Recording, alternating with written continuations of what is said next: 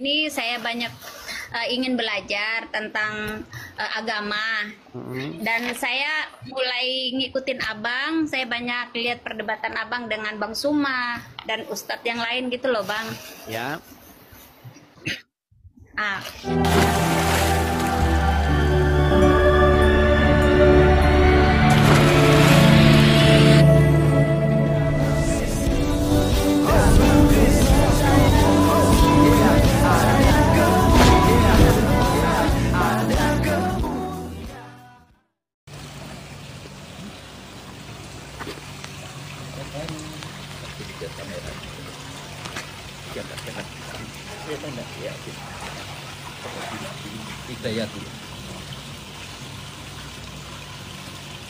Tuhan, Bapa yang baik, Kau mengetahui ya Tuhan, Hidayati telah memproklamirkan dirinya untuk mengikut Engkau.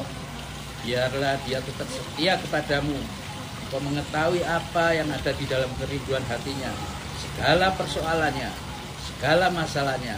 Engkau yang turut menanggung, bahkan Engkau yang menyelesaikannya ya Tuhan. Oleh sebab itu tuntunlah dia. Mohon belas kasihan-Mu supaya Roh Kudus sendiri yang tinggal di dalam hatinya memberikan pencerahan yang baik, bahkan tetap beriman teguh di dalam Engkau, iman teguh di dalam Engkau. Ini penjelasan Bu Nara setelah dibaptis di hari Minggu 8 Juni tahun 2025 jadi pengikut Tuhan Yesus kepada Edison. Ya, semoga ya dibaptis itu bukan hanya ritual-ritual belaka. Semoga setelah dibaptis hidupnya baru atau hidupnya semakin baik ya. Kalau kemarin hidupnya misalnya kurang berkenan di hadapan Tuhan, sekarang hidupnya harus berkenan di hadapan Tuhan, seperti itu. Lebih banyak belajar lagi Kak Edis. Betul sekali. Ya, intinya harus menjadi manusia yang baru seperti itu. Amin. Lebih banyak belajar, karena belajar itu kan tidak ada habisnya. Jadi belajar terus Kak Edis. Betul. Ya puji Tuhan Kak Edis ditemanin sama Kak Yuli dari Jakarta jauh-jauh datang nemenin saya sampai selesai. Sampai sekarang masih ada, besok katanya baru mau pulang Kak Edis. Makasih Kak Edis sudah banyak berbicara tentang kebenaran ya, termasuk saya sudah sama-sama menerima bukan saya yang ke Tuhan Yesus Bang Edis, Tuhan Yesus yang datang pada saya. Amin. Salam Alechem Bisem Yeshua HaMashiach. Salam damai sejahtera di dalam nama Tuhan Yesus Kristus untuk kita semua. Pada video kali ini teman-teman sekalian, kita sudah melihat tadi ya di cuplikan ya, dan juga sebelum dibaptis memang Ibu Nara ini telah menyampaikan kepada Edis TV bahwa dia akan ditemani oleh salah seorang teman untuk mengikuti sakramen baptisan. Tentu saja sudah katekisasi, sudah diajarkan apa makna baptis, ya kan? Dan akhirnya di tanggal 8 Juni, yaitu bertepatan pada hari Pentakosta atau hari ke-50 ya, yang dimana ya memperingati pencurahan Roh Kudus kepada gereja mula-mula. Ibu Nara memutuskan untuk menerima Tuhan Yesus Kristus sebagai Tuhan dan Juru Selamatnya dan memberi dirinya untuk dibaptis di hari pencurahan Roh Kudus itu. Wow, luar biasa teman-teman sekalian ya. Nah, menariknya tadi kita sudah mendengarkan bahwa Ibu Nara ini lebih tertarik untuk belajar kepada Edis TV daripada Gurunda Juma. Kenapa? Karena Gurunda Juma tidak paham Al-Quran, tidak paham hadis, tidak paham tafsiran-tafsiran. Dia hanya jago menjelek-jelekan kekristenan, memutarbalikan ayat-ayat kitab suci Kristen, dan mengolok-olok ketuhanan dari Tuhan Yesus Kristus, kawan-kawan. Sehingga umatnya itu pada lari semua, itu tidak mau lagi dengarkan Juma. Mereka mau ya belajar kepada Edis TV. Ini hal yang sangat luar biasa sekali.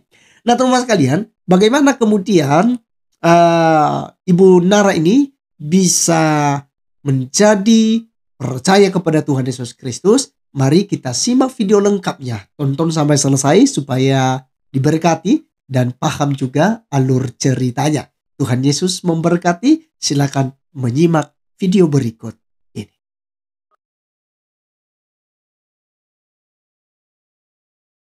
Halo Nara. Iya. Iya, muslimah. Sebentar bang, saya aktifkan Kamera. ya. Ya, muslimah Nara. Iya, muslimah bang. Muslimah. Ya, gimana Nara? Iya bang, ini saya kan baru ngikutin abang, tapi semenjak saya ngikutin abang ini saya banyak ingin belajar tentang agama.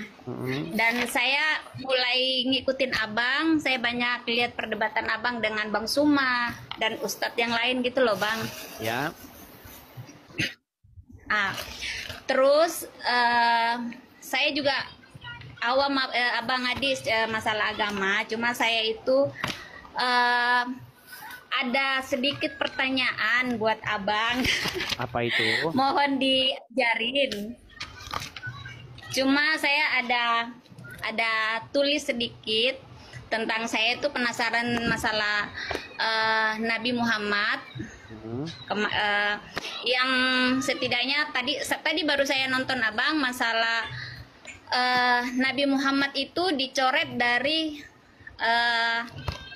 selembar buku ya, apa kan namanya kayak gitu, waktu diserahkan pada saat waktu selesai perang atau apa. Jadi dicoret namanya Nabi Muhammad itu, kenapa itu abang? Terus digantikan. Coba lanjutin. Saya tadi baru nonton film Nabi Muhammad. Karena kenapa saya nonton? Karena saya ada mendengar abang berargumen sama Ustadz Suma, siapa ya, Ustadz Suma ya, masalah Nabi Muhammad dicoret dan digantikan bin Abdullah. Okay. Muhammad bin Abdullah. Terus setelah dicoret itu Nabi Muhammad mengirimkan lagi berita kalau umpamanya Nabi Muhammad menyampaikan kalau Nabi Muhammad itu penguasa dunia. Oke, pertanyaannya? Iya, itu yang saya tanyakan, kenapa Nabi Muhammad dicoret dan digantikan Muhammad bin Abdullah abang. Terus karena saya mendengar dari Bang Suma katanya Muhammad bin Abdullah itu sama dengan Muhammad. Ternyata saya nonton itu ternyata berbeda, dan di ini sama Suhail bin Amar. Itu kenyataan dari Suhail bin Amar. Iya, baik ya. Jadi hadis-hadis semacam itu ya, riwayat-riwayat semacam itu, kalau kita bahas, itu ujung-ujungnya sesama muslim sendiri itu saling mengatakan bahwa itu tidak sahih lah dan lain sebagainya. Jadi begini Kak Nara ya, begini. Ketika saya berdiskusi dengan umat Islam, membahas riwayat-riwayat yang seperti itu, Muhammad bin Abdullah dengan Muhammad dan lain sebagainya, masalah kirim surat menyurat, itu sesama muslim sendiri itu mereka berdebat dan mengatakan riwayat-riwayat demikian itu dikatakan palsu dan lain sebagainya. Makanya sekarang pokok bahasan saya dengan orang Islam itu biar tidak menimbulkan perdebatan, langsung ke Quran saja.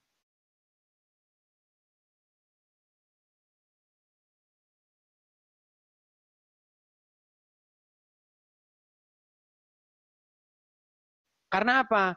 Karena kalau kita merujuk kepada hadis, orang-orang Islam sendiri banyak memalsu-malsukan hadis sekarang. Iya, walaupun sudah tertulis di dalam Sahih Bukhari, tertulis di dalam Sahih Muslim, orang Muslim yang malah malsu-malsuin. Makanya sekarang kita ke Quran saja, biar kita tidak berdebat lagi soal itu palsu atau tidak. Coba kalau ada dalam Al-Quran, apakah Muslim berani mengatakan itu palsu? Kan tidak. Tapi kalau dalam hadis, umat muslim zaman sekarang sudah malsu-malsukan. dengan gampangnya mengatakan itu palsu. Gimana kalau kita bahas di dalam Al-Quran saja? Ya, abang, saya kan awam tentang saya Muslim, tapi saya nggak terlalu bisa baca Al-Quran. Kenapa saya ingin belajar sama Bang Adis TV? Karena saya tahu di sini Bang Adis TV kan juga awalnya Muslim ya. Makanya saya itu mendengar kayak macam kemarin ini, jujur Bang, berapa hari ini setelah saya tahu namanya Bang Adis itu, oh Bang Adis begini, itu saya ikutin terus Bang Adis sampai saya itu tidur itu, sampai saya dengar perdebatan Bang Adis kemarin dulu ya, kemarin saya dengar, saya nonton YouTube. Saya dengar terus Bang Adis itu berdebat sama Bang Suma. Jadi percakapan Bang Adis ini jujur ya, saya seorang Muslim, saya tidak masuk logika dengan percakapan Bang Suma dengan Bang Adis. Justru Bang Adis itu saya dengar, saya ikutin terus. Ini sumpah demi Allah Bang, saya ngikutin terus Bang Adis karena di otak saya itu logikanya masuk. Sedangkan itu yang Bang, dikatakan... jadi saya selalu dan saya catat apa yang saya nonton tentang masalah Tuhan Kristus, terus saya nonton tentang masalah Bang Adis gitu, maksudnya apa namanya, pengucapannya Bang Adis itu dalam logika saya masuk gitu. Makanya saya nonton terus, bahkan saya tadi nyari Bang, gimana caranya saya bisa bertanya sama Bang Adis ya masalah itu, tentang kayak Abang, aku baru tahu Abang, aku taunya Aisyah itu dinikahi sama Muhammad itu umur 13 tahun, bahkan adik saya juga mengatakan seperti itu. Nanti saya dengar dari Bang Adis kalau Aisyah itu dinikahi Nabi Muhammad itu nanti umur 6 tahun.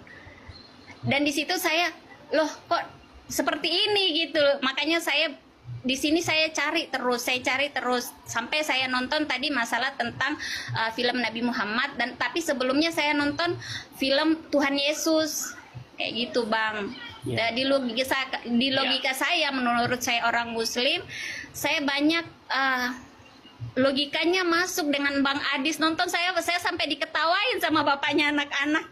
Kok kamu ngikutin itu terus? Iya, malah justru menurut Ya, Kak makasih. Nara justru argumen-argumennya Juma yang tidak masuk akal. Tidak masuk akal.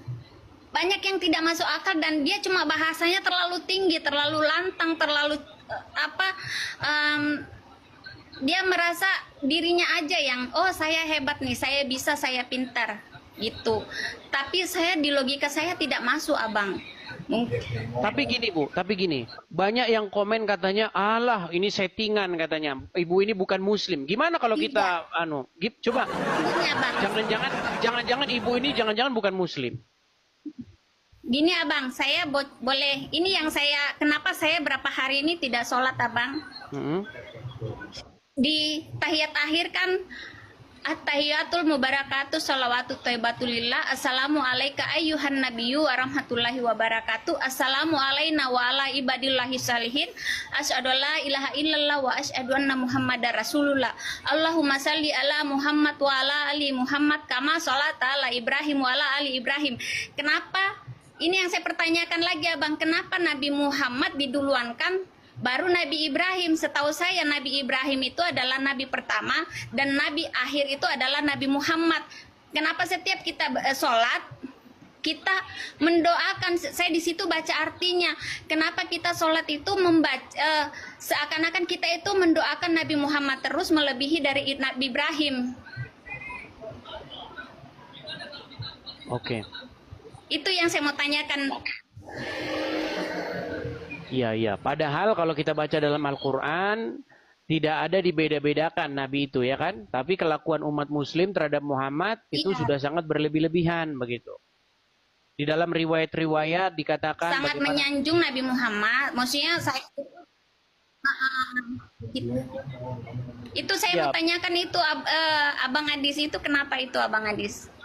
Iya, karena memang pada prakteknya begini. Di dalam perkembangan zaman, ya, sekarang itu banyak orang-orang yang mengaku-ngaku keturunan Muhammad. Yang menggelari diri mereka sebagai Habib-Habib. Nah, Habib-Habib ini, mereka sangat menggembar-gemborkan betapa mulianya Muhammad. Sehingga umat muslim akan digiring sedemikian rupa untuk mengkultuskan dia dan keturunannya. Nah, apa keuntungan bagi mereka? Cuan, fulus. Ketika keturunan-keturunan Muhammad dalam tanda kutip yang mengaku-ngaku keturunan Muhammad ini, mereka gembor-gemborkan. Turunan Nabi itu mulia. Bahkan dikatakan, kalau ada ulama yang sudah gila, dia bisa dikatakan mantan jadi orang gila, dia tidak bisa disebut lagi sebagai ulama. Tapi kalau ada turunan Nabi gila, dia statusnya masih turunan Nabi, masih Habib, katanya. Dan mereka sangat dimuliakan. Ketika mereka sangat dimuliakan, mereka mendapatkan uang yang banyak. Contoh, bekas tisunya, ya kan? Nih, bekas tisu elap turunan Nabi. Wah, umat muslim rebutan.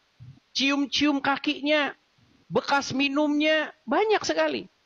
Lihat aja. Bagaimana orang-orang Islam sangat mengkultuskan keturunan Nabi, keturunan Muhammad.